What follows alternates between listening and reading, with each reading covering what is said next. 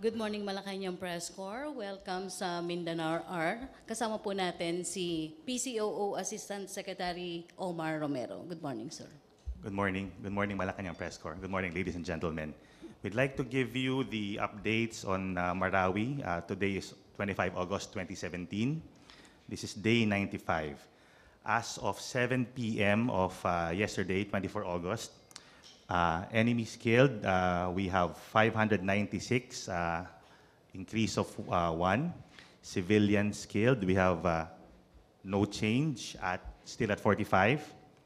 Firearms recovered, we have 3 more. It is now at 659.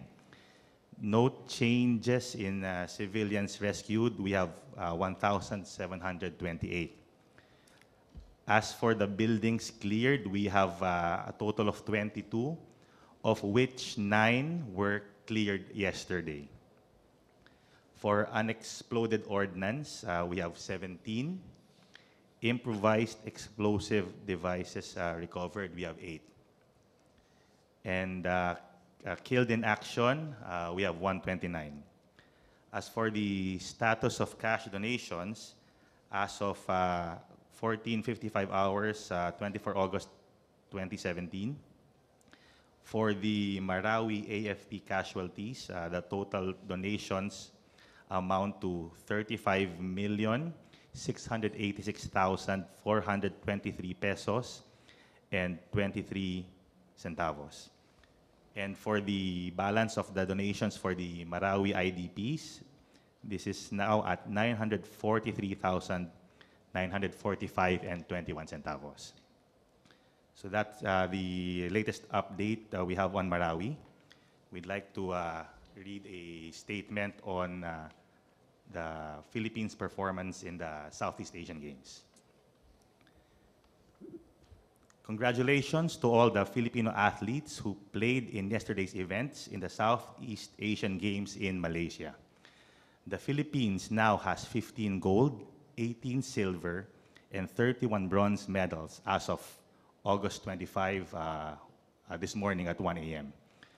Our gold medals are courtesy of boxing middleweight, 75 kilograms, event from Yumir Marshall, boxing lightweight, 81 kilograms, event from Marvin John Tupas, and lawn bowls men's 4 event from Curte Robert Guarin, Emmanuel Portasio, Leoncio Carrion Jr., and Ronald Leasing. Philippine men's ice hockey team, and another from Trenton Anthony Beram for the athletics men's 400 meters.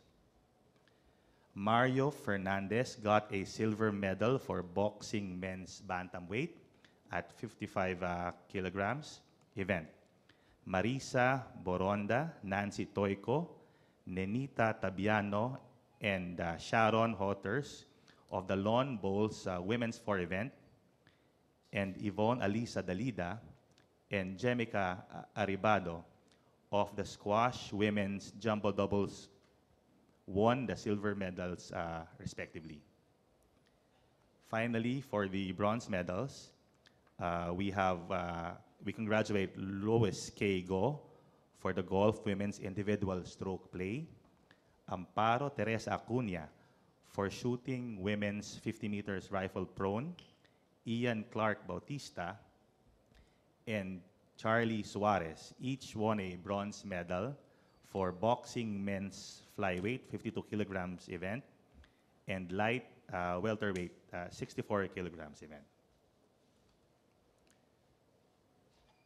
Next, we congratulate Janry Ubas for men's athletics long jump, Warren Kiamco and Dennis Orcolio for billiards and snooker pool 9-ball doubles, David William Pelino and Robert Andrew Garcia for squash men's jumbo doubles.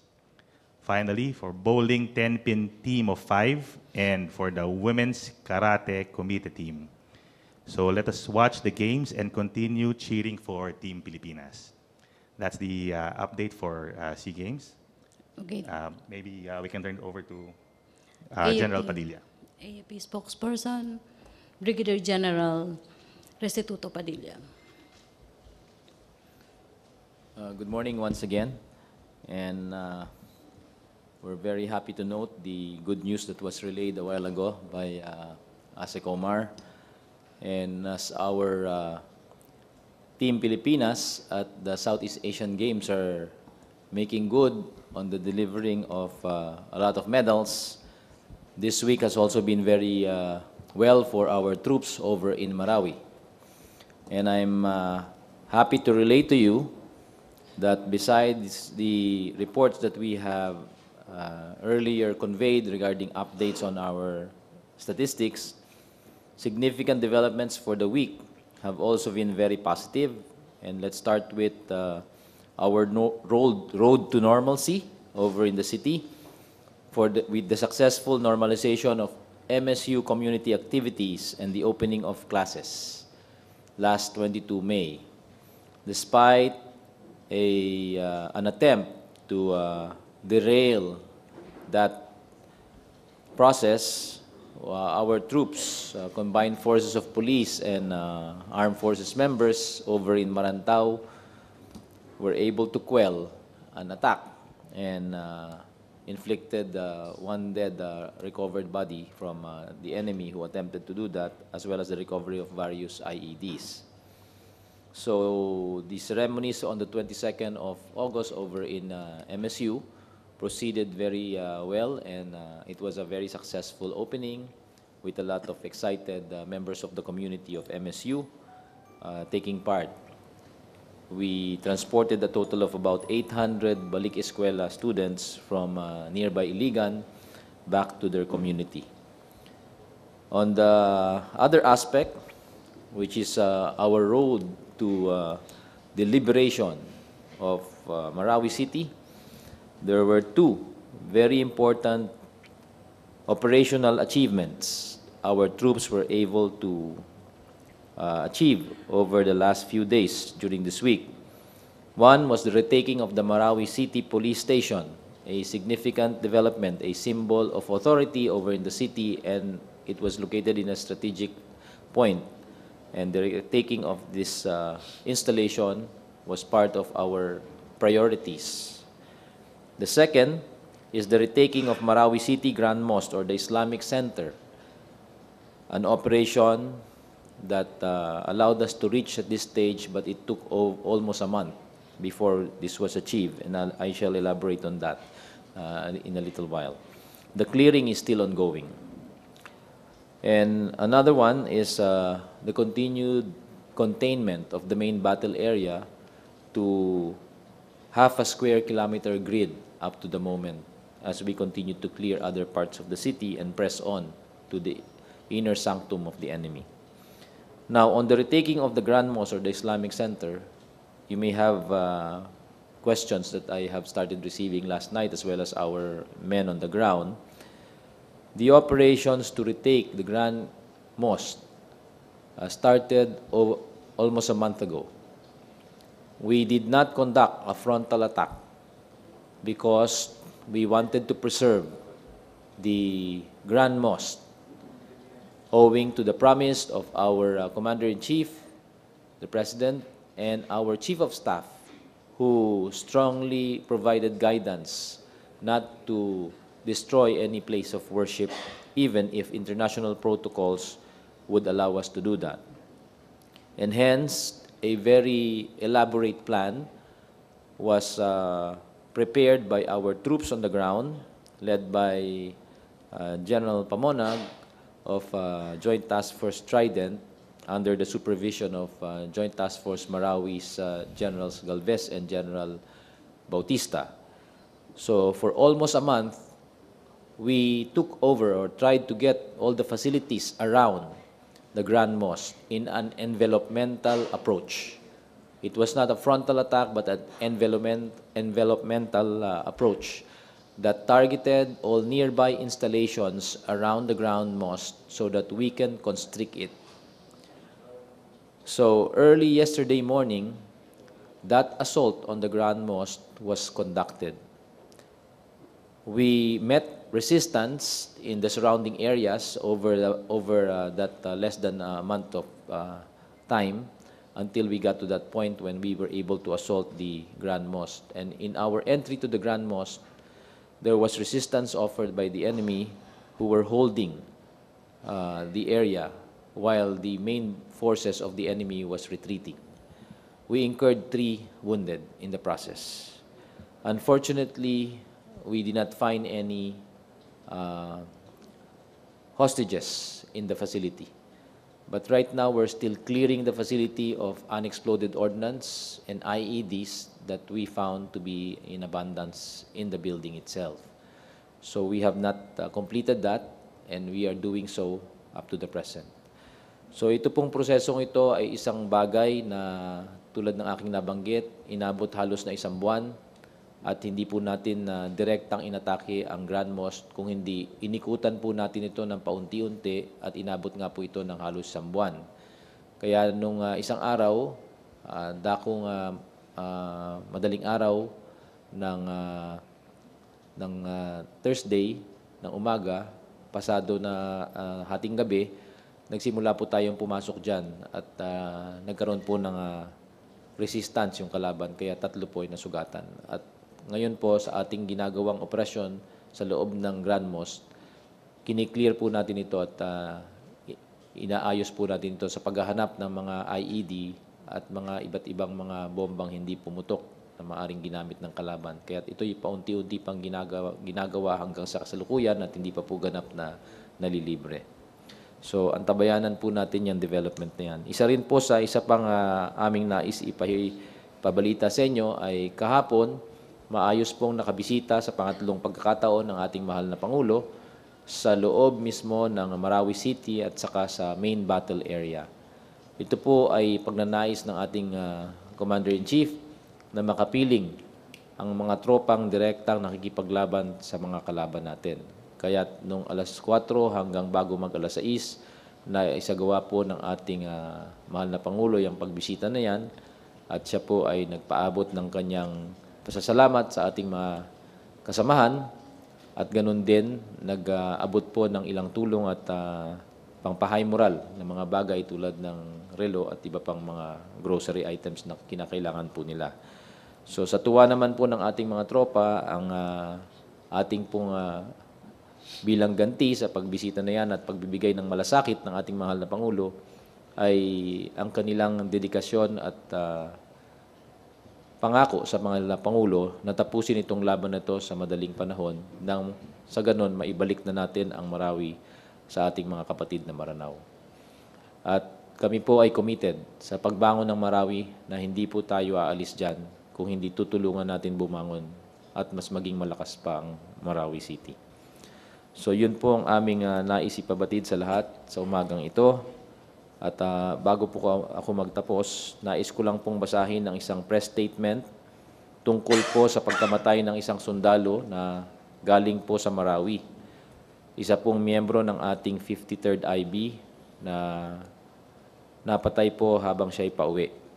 At ito pong press statement na ito ay nanggaling sa Western Mindanao Command at hindi ko lang po batid kung nakuha nyo, pero aming pong nais ipabalita ito dahil madami pong nagtatanong at isa pa, yung mga damdamin ng nasaktan ay sa kasalukuyan mataas pa ang kanilang emosyon at nais naming ipahiwatig ang aming suporta na hindi dapat padaos-daos po ang pagtrato dito kung hindi gawin dapat sa mahinahong paraan. And if you will permit the statement from the Western Mindanao Command, and I quote, "A joint investigation is being conducted right now pertaining to the circumstances that brought about the death of Private First Class Rudilo Bartolome yesterday afternoon at a junction in Monte Alegre, Aurora, Zamboanga del Sur." Yesterday afternoon meant Wednesday afternoon. Prior to the incident, Private First Class Bartolome, who was assigned with 53rd Infantry Battalion, was permitted to go on an overnight pass by his immediate superior purposely to visit his family in Mitsalip, Zamboanga del Sur. He was deployed in Marawi last May after his unit was sent there to help quell the crisis. While we are in mourning for the death of one of our Marawi heroes, we call for prayers and sobriety as we seek for immediate resolution to this case.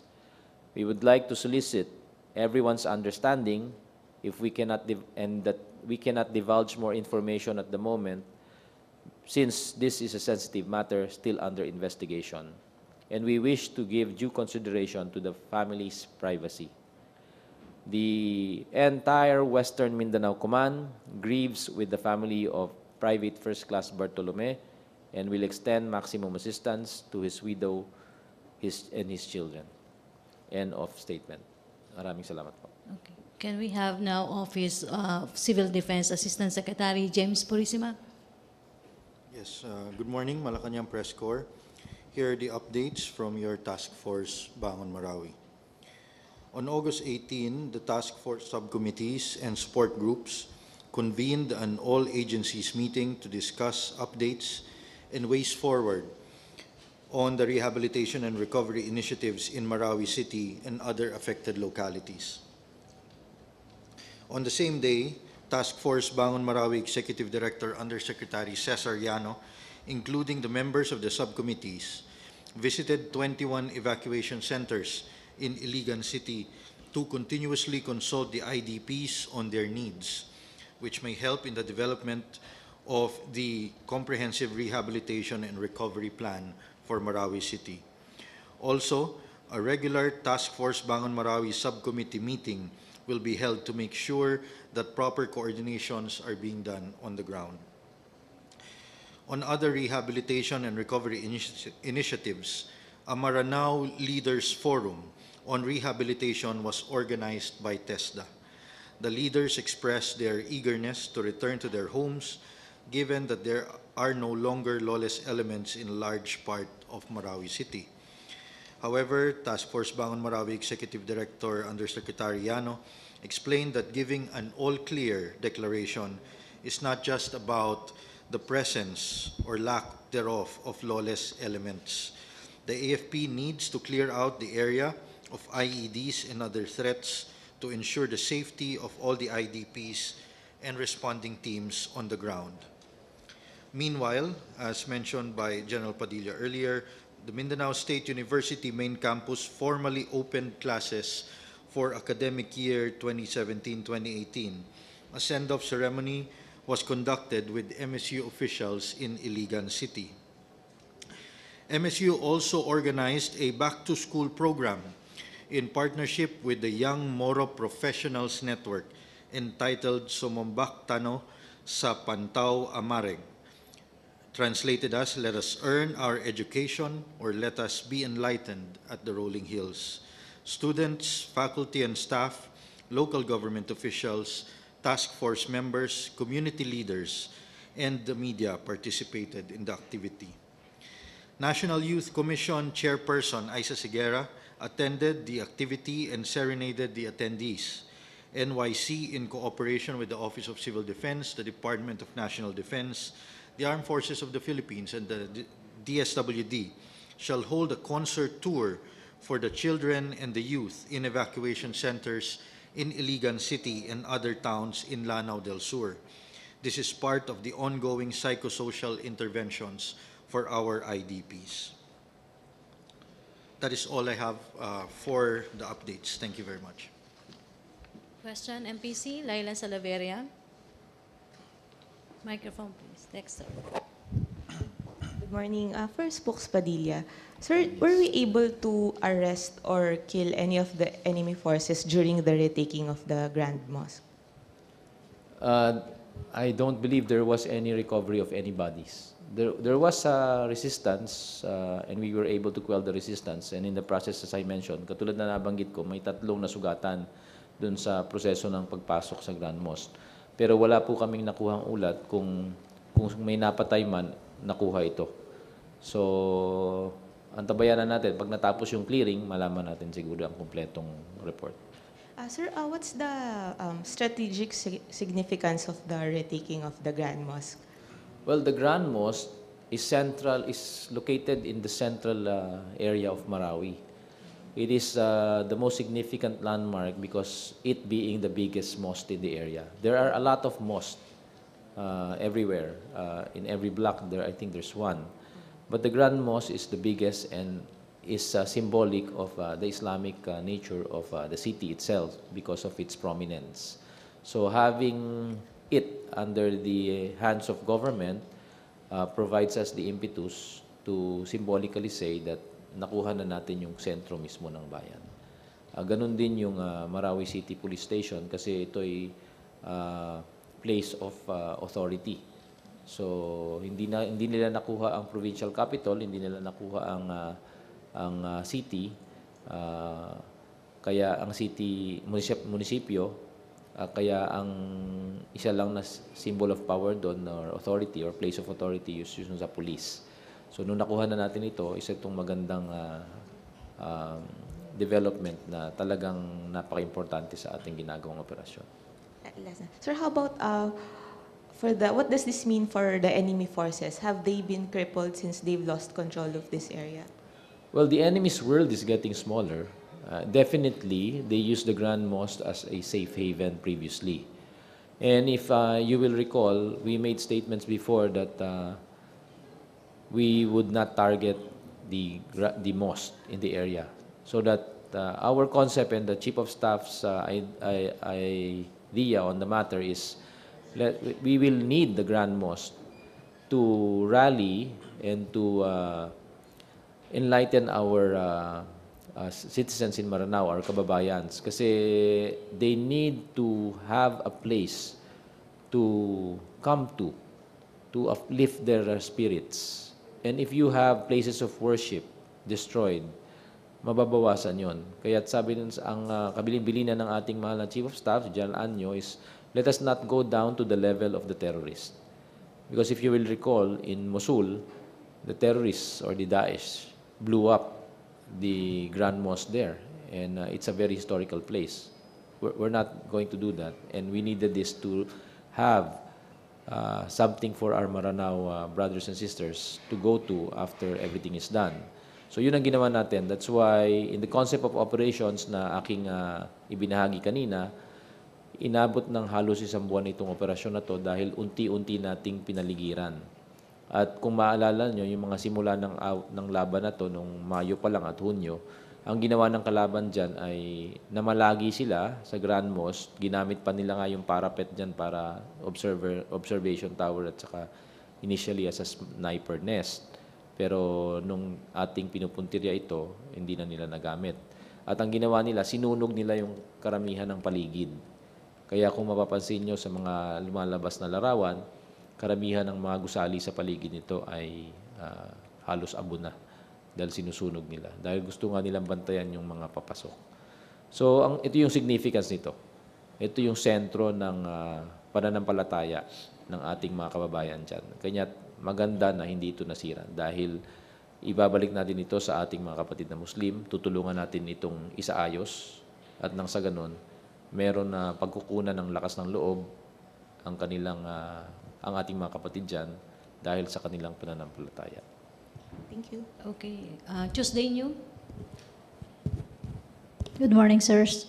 To General Padilla or ASEC Purisima, sir. Sir, yung latest natin doon sa donations, especially for the IDPs, is 943,000 plus.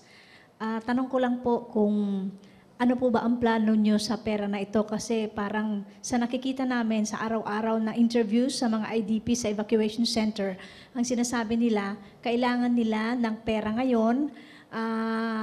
Kung dati-rati, every other day daw po yung rasyon sa kanila ng mga goods, ngayon ay once a week na lang. So, iipunin lang ba natin ito o paano po natin ipamamahagi sa kanila?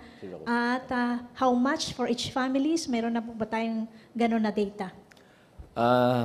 Tuesday, maraming salamat sa katanungan mo. Pero meron na pong naibigay na instruction ng ating Chief of Staff, si General Anyo, tungkol sa pera. Dahil kami po na mamahala nito.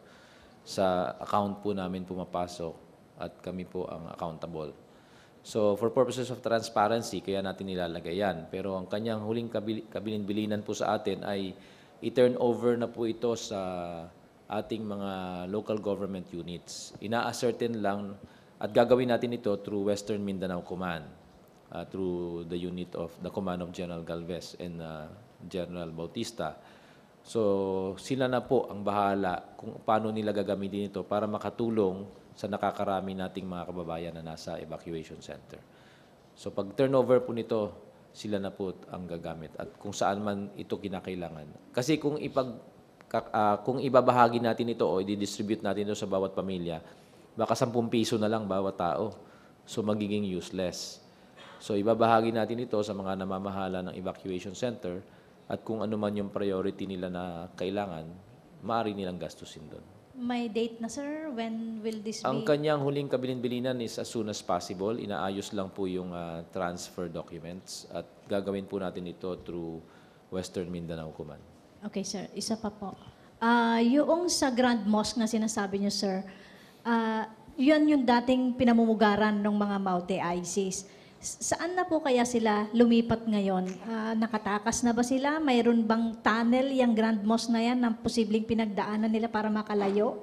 Sa initial na pagsusuri sa Grand Mosque, wala pong tunnel. May mga sewerage outlets, pero sa tingin po ng ating mga nakapasok na, mahirap gamitin yung mga sewerage outlets dahil ito'y laging puno ng tubig at hindi basta-basta maaaring daanan. So, ang aming pakiwari ay dahil sa dami nga ng mosque dito, sa lugar na natitira pa, may ilan pa dyan, maaaring doon sila pumunta. So, sinisikap nating alamin yan at doon nakatuon ngayon ang operasyon natin. Thank you.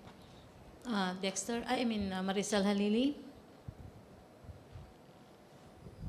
Hi, sir. Good morning. General Padilla. Yes, Marisa. Following po the retaking of the Grand Mosque, how far are we from ending the military operations in Marawi? I like to beg your indulgence, but we don't set any deadlines anymore, as we have been saying all along. We're doing our best to end this crisis as soon as possible, and that's an assurance that even our troops on the ground yesterday made to the President. But as I mentioned also, repeatedly in the past, these are delicate operations that we need to do slowly. The cases of unexploded ordnance, IEDs in every room, in every corner, are matters that put our troops in danger every minute of the day. Like what I mentioned the other Monday.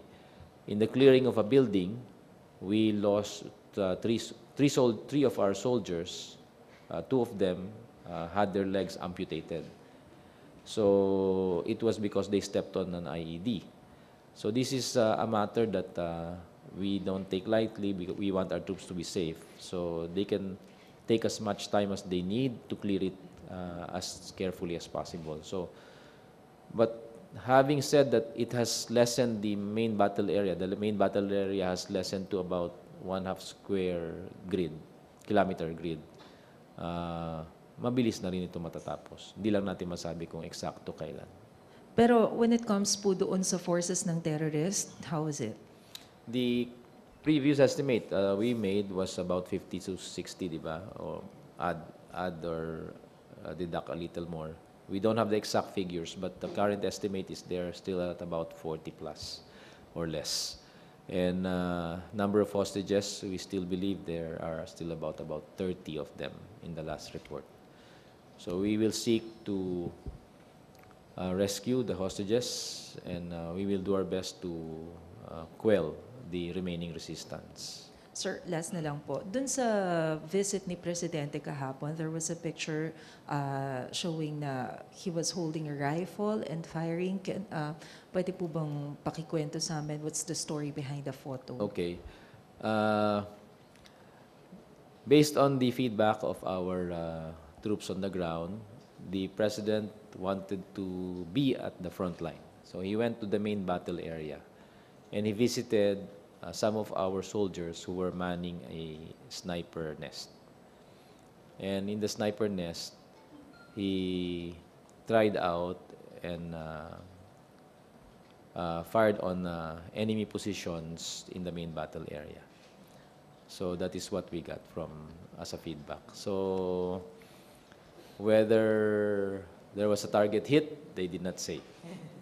But you know, the President, since he was a mayor, he is a gun collector, He has a lot of firearms in his collection, among them many sniper rifles, and so he knows what he's doing. So he just wanted to perhaps show our troops that he was one with them every step of the way. Thank you, sir. Dexter Ganibe? Hi, General. Good morning. Sir, dun sa nangyari dun sa Grand Mosque, dahil sinasabi nyo na 1 month yung naging operation doon, ito yung naging window kaya kung mayroong mang ginamit man na haven yun ng mga terorista, may naging window sila para makatakas doon sa area? Maaari, Dexter, dahil ang hindi natin pwedeng diretsong atakihin kasi yung mosque dahil pag ginawa natin yun, baka masira natin. So ang ginawa ng ating mga tropa doon ay unti-unti nilang pinaligiran ito. Kaya inabot ng matagal na panahon. So hindi naman basta-basta pagpasok mo dyan ay maaari mo ng paligiran kaagad dahil naging matigas pa rin yung kalaban sa pag-usad natin sa paligid ng mosque. Tulad nga nung binanggit ko kanina, noong mga unang linggo ng bakbakan, binantayan talaga nila itong mga lugar na ito. Kaya nga kada gabi, sinusunog nila yung mga ibang bahagi sa paligid para makita nila kung may lumalapit o wala. So, yun yung naging bahagi ng ating operasyon na unti-unti nating pinasok, napaligiran, at nung napaligiran na natin, saka natin siya in-assault. Pero not using weapons that can perhaps destroy the building. We did it in a very painstaking way, and it had to be an assault on the ground using just the right firepower to quell enemy resistance. That's why in the process, nasugatan pa rin yung 3 sa mga kasamahan natin. Kasi may mga nagbabanggit na natakasan ang pwersa. Hindi nalala yung mangyari na naka-retreat sila, nakatakas sila. So yung maaring lumaban nung pumapasok tayo ay yung nag-hold lang sa pwersa natin para hindi sila mahabol. So meron na silang paghahanda, syempre. Alam na nila yan na isa yan sa mga papasukin at nag-iisip naman ito mga kalaban na to kaya nandyan pa sila hanggang ngayon. So meron silang pagkukuban na lugar pag sila'y umatras. At yun na ngayon yung pinagtutuunan natin ng pansin. Okay, sir. On other matters, yung may program or mayroon bang hakbang na ginagawa ang pamunuan ng AFP para doon sa mga sundalo na nagkaroon ng tragic na experience doon sa Ibig sabihin combat stress. Yes, combat okay. Ang insidente ng combat stress sa ating hanay ay hindi ganun kalakihan tulad ng iniisip ng marami. Napakababa po. Ito'y aming nakikita na dahil sa matinding suporta ng publiko, napakataas po ng moral ng ating kasundaluhan. Determinado sila na talagang tapusin ang bakbakan na ito at manatili doon na tapusin ito. Kaya nga po, nung minsan nabanggit natin na mahigit 300 sa mga dating nasugatan ay kusang loob na nagboluntaryo na bumalik at makipaglaban uli.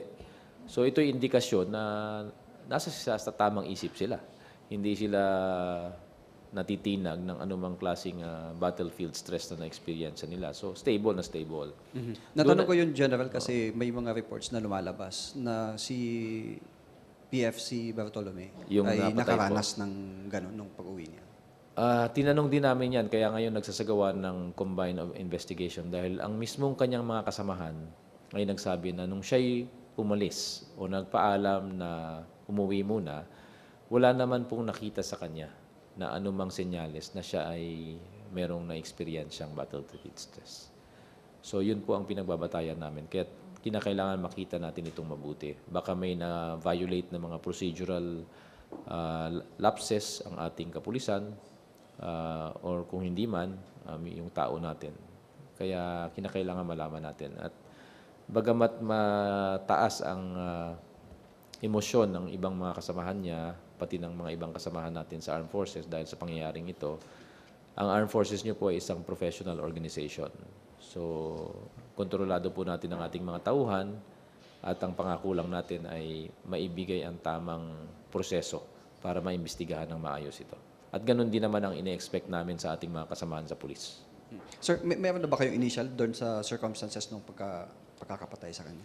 Hindi pa kumpleto, Dexter, at unofficial pa kasi yun kaya hindi ko mailabas. Although meron ng initial report ang police, hindi ko pa ito nababasa. Okay, copy, sir. Okay, last question na tayo. Pia Gutierrez to be followed by JP Bencito. Kay ASEC Toby. Sir, humanitarian groups are seeing, aid groups are seeing a humanitarian crisis in Marawi. Ano po ang masasabi po ninyo? Do we share the same sentiment, sir? We do not think it's a humanitarian crisis because we're addressing the situation that's happening. We know what's happening on the ground, and we're addressing all the needs of our IDPs, whether they be in our evacuation centers or home-based. No? Alam naman natin yan, in any prolonged situation such as this, and this is very delicate, this is a very delicate situation, natural maraming iindaing mga pangangailangan ang ating mga IDPs. At tina-address natin yon. Parating nandun ang ating task force on the ground. Parati tayong may official on the ground. Parati tayong may mga representatives on the ground to go around. And as I've been saying, nagsisimula na tayo sa post-conflict needs assessment natin. At kasama ito, dahil itong post-conflict needs assessment natin, ang bubuo ng Comprehensive Rehabilitation and Recovery Program. Kung wala tayong ginagawa on the ground, maaaring sabihin na may crisis. Pero I differ on that because I know that we're doing everything we can on the ground. This is an interagency effort. Hindi lamang ito Office of Civil Defense, hindi lamang ito DND or DSWD or AFP. Lahat ito ng mga ahensya na kasama sa Task Force Bangon Marawi. 23 agencies and growing. In fact, just yesterday, there was a meeting of the subcommittee on resource mobilization. Ina-identify na yung priority needs, yung priority areas na kailangan pondohan. So dahil alam natin na mayroon tayong mga kailangan pondohan, yun yung mga inuuna natin para coordinated yung efforts. So makakaasa ho ang ating mga kababayan na hindi natin pinapabayaan ang sitwasyon sa ground, and this is not a humanitarian crisis. Sir, gusto ko lang din po makuha yung reaction ninyo dun sa plano ng Department of Agriculture na ipamigay sa mga evacuees sa Marawi yung mga manok na galing po sa Luzon. And I just want to get your reaction considering may results na po yung testing, and it shows na pwede pong mapasa sa tao yung strain ng bird flu. So tuloy pa rin po ba itong plano na ito, sir? First, I don't have any information on that plan. I'm not privy on the details of that. Pero kung nasa plano yan, siyempre pag-aaralan yan ng task force kung nararapat ba yan. Dahil napag-usapan na ng mga ahensya na lahat ng interventions na gagawin para sa Marawi for rehabilitation and recovery, and kasama na dito yung continuing response, ay dadaan sa task force. Lahat ng donations dadaan sa task force. Lahat ng intervention dadaan sa task force. So kung meron mang proposal o kung may plano na magkaroon ng ganyang klaseng distribution, dadaan ito sa task force. Dahil ang task force naman, merong presence sa Iligan, may presence sa evacuation centers, at may presence sa Marawi mismo. So walang mangyayari doon na hindi dadaan sa task force. But would you take that into consideration, yung risk involved in giving those chickens to the evacuees? Of course, we'll take that into consideration, and I'm very sure that the Department of Health is on point on this, and they're studying this. Wala pa po bang feedback from the evacuees themselves kung gusto nila itong plano na ito?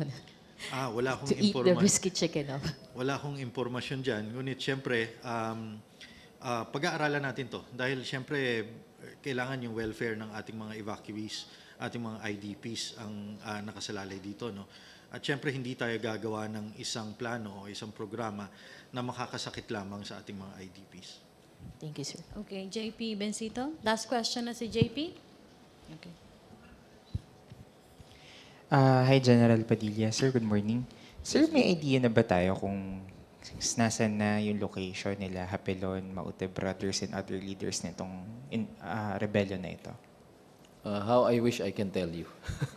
Pero wala po sa akin yung detalye na yan. Although, alam natin na nandun pa sila sa loob. So, yun lang muna. Then, sir, dun po kay Private First Class Bartolome, Sir, confirmed ba yung reports na he was shot 11 times and was planted a gun in his foot? Just like I answered Dexter a while ago at saka yung isa pang tanong tungkol dyan, hindi pa namin nakukuha yung official report. So kami naman ay umaasa dahil very professional nga tayo sa mga bagay na ito, inaasahan natin na ang ating mga kasamahan sa pulis na siyang nagsasagawa ng investigasyon mula sa PRO 9 ay gagantihan din yung ating pagiging professional sa maayos na pag-iimbestiga. Kasi isa yung joint effort na ito ngayon. So antayin natin muna yon para makuha natin yung official na salaysay. Okay, thank you, JP. Last question, Rosalie Cos. Kahit sino po sa panel, 95th day na po ng Marawi crisis. Well accounted na po ba natin lahat po ng mga affected civilians? Meaning to say, kung ilan pa po yung natira sa loob ng battle area. Kasi in connection to that question po, kasi sabi ni General Padilla na sa half square kilometer na lang po, yun pong hindi pa natin nababawi. So, habang lumalapit po yung mga tropa ng militar sa mga terorista, parang hindi tumataas yung bilang ng casualties. Hindi naman natin dinadasal na sana tumaas, pero 45 pa rin po until now. Wala po bang nare-recover ng mga casualties? May recently, no, amin pang ino-authenticate kung yung nakuha daw na 6 pa na cadaver kamakailan ay totoo. So, kung ma-validate natin ito'y karagdagang bilang dun sa mga hawak na natin ngayon na datos. But ang ating umaasa kasi tayo sa local government sa accounting ng mga civilians dahil sila ang nakakilala sa kanilang mga constituents. Kaya nung simulat sa pool pa lang noong nagsimula ang bakbakan, ang talaan po ng unaccounted na civilians na umabot sa halos 2,000 initially at ngayon ay nananatili na lang sa mahigit siguro 200, ang pakikipagtulungan ng local government ang pinakamahalaga dito. So, makikipag-ugnayan tayo sa kanila sa patuloy ng pangyayaring ito para ma-account natin yung hindi pa na-account na mga civilians. Meron pa kasing mga hindi nakukuha na mga katawan na nasa mga punerarya ngayon na hindi pa nakikilala at hindi pa napupuntahan ng mga kamag-anak at hanggang sa ngayon ay unclaimed. So in the management of the dead and the living and the missing, yun po yung mga bagay na nakapending pa sa kasalukuyan. At ang namamahala po dyan ay ang Bureau of Fire at yung local government. Sir, yung 200 na unaccounted nasa kamay ng mga kalaban? Combined, they may be residents who have not been able to escape, mga residente na hindi nakaalis, na trap sa loob, at yung ilan ay mga maaring hostages sa kamay ng kalaban. And then yung 6 po na last na na-recover is because of the terrorists themselves? Ano po bang dahilan ng Inaalam pagkamatay? pa. Kaya nga binanggit ko na kinakailangan i-validate pa ito at kung saan nakuha. Okay. Hindi pa rin natin batid kasi kung paano sila namatay dahil kadalasan ang mga nakukuhang labi ay nasa advanced state of decomposition na. Kaya yung pag-iimbestiga na gagawin ng NBI at saka SOCO ay nagiging mas mahirap. Okay, thank you, Rosalie. Okay, thank you, AFP spokesperson Brigadier General Restituto Padilla. Thank you, Assistant Secretary James Purisima. Thank you, PCOO Assistant Secretary Omar Romero. Thank you, Malacañang Press Corps. Back to our main studio sa Radyo Pilipinas and PTV.